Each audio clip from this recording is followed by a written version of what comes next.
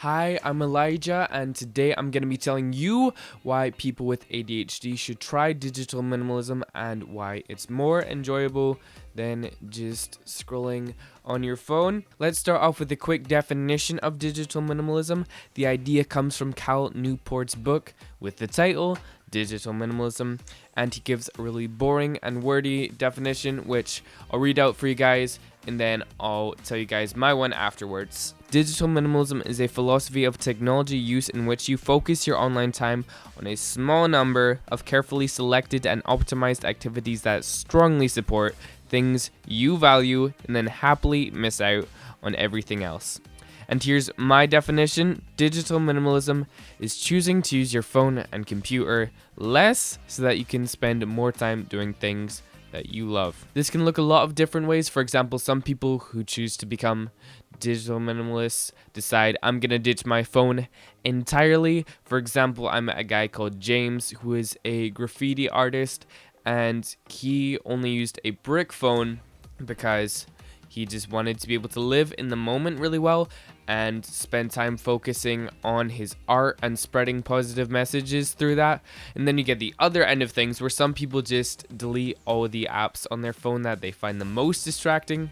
One of my friends did this, and he reduced his screen time from about 7 hours a day to 2, and that gave him more time to focus on working out and reading books he likes and all that. So I'm gonna explain to you why I think people with ADHD will enjoy digital minimalism, but first I need to give a wee disclaimer. First off, I'm going to assume if you are watching or listening to this, then you probably either think you have ADHD or have been diagnosed with it. If not, that's alright, it's just I'll be assuming that, but I'm sure you'll find some. And the other disclaimer is I don't have loads of scientific research on my belt on this topic. I just have maybe a tiny bit, but a lot of first-hand experience. I've been diagnosed with ADHD from quite a young age. I don't know how young, but I don't know, maybe 5 or 6 or something like that. And my mom has ADHD. 2 of my siblings have also been diagnosed with it, and one of them probably has it, seeing as the rest of us do, and they show all the signs. And I also know more people outside of just my family who have ADHD, so I've got a lot of first-hand experience in this area. So that is where a lot of what I'm coming from is, though I have done a little bit of research just to make sure that I've got things right. So yeah, so some of you may be thinking this whole digital minimalism thing sounds great and all for you, but why should I give this a wee crack? And to those people, I ask you, hear me out. There are so many things that you could be doing with your time that are a lot more enjoyable than just scrolling on your phone. It's a wee bit.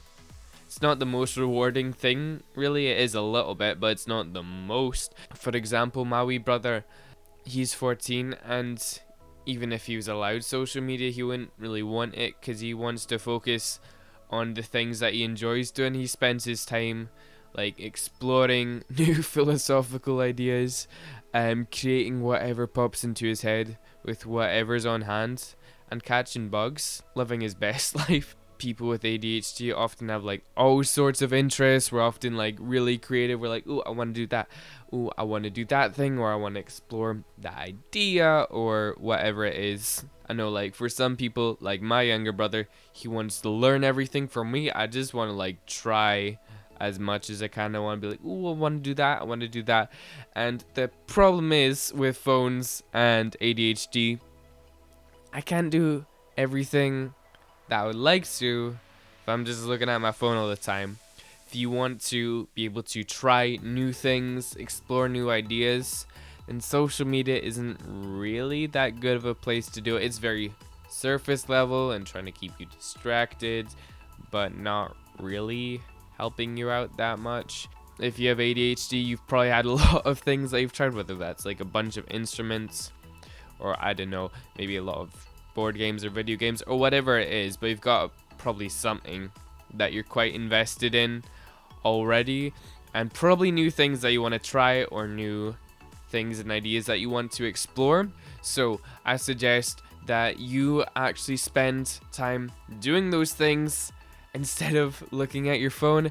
Consuming content, it's great in its own context, like you're doing that right now, but creating is just more rewarding. And with ADHD, the whole cause of it is that the reward circuit in your brain just doesn't work quite as well as it should. So when you can learn, like, right, when I create this, it's really rewarding, that can actually be really helpful.